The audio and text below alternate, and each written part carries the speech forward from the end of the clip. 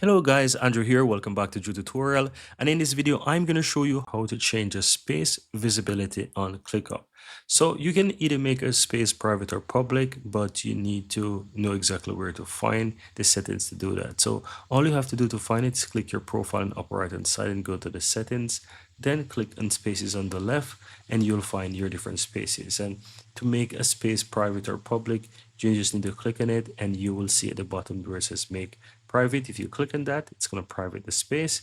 And as I click off right now, you can see that the space is private. And to make it public, you click on it again and you can say make public.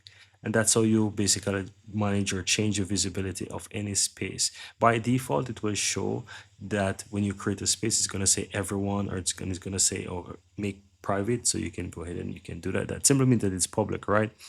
But in case you want to make the space private, this is how you actually do it, by clicking on it and make it private. And that's how you change the space visibility, guys.